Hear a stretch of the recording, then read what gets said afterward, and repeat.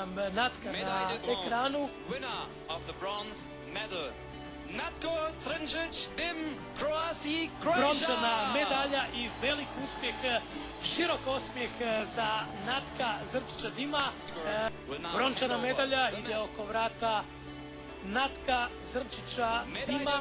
Rekao sam, momak koji je potekao na zagrebačkom Sljemenu, skija se u skijaškom klubu Medveščak, došao je vrlo rano do reprezentacije, uzeo je do ove sezone jedno treće mjesto u Valdezeru ovdje i nakon toga je nastavio sa tom uzlaznom putanjom.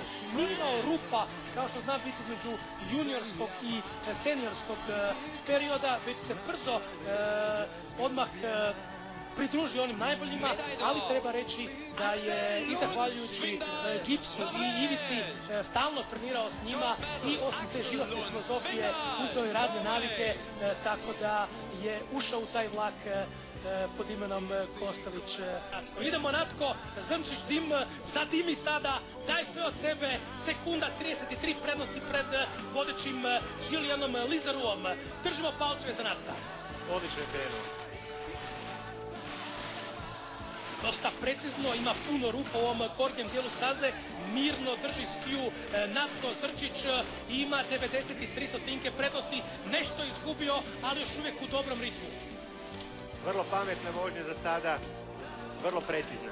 Lizaru je odlično odvozio srednji donji dio staze, vidimo da li će izgubiti Natko još stotinki u ovom donjem dijelu, malo čini se kao da je usporio, ne malo nego malo više, ima 12 stotinki u plusu iza Lizarua i sada mu je ostalo još nekakvih 15-ak pratiju do kraja. Natko ide sada u borbu za medalju. Natko Zrčić Dim pred ciljem, Lizaru ima prvu poziciju, Natko drugi sa 68 stotinki.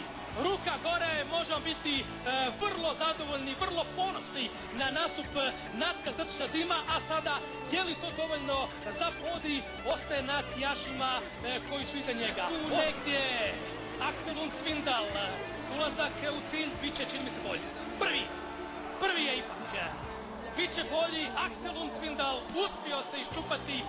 Prvi puta je prošao stazu u ove godini i uzeo je zlato. Lizaru srebro, Hrvatska ima broncu, Natko Zrčić Dim, veliko iznenađenje, senzacija ovdje.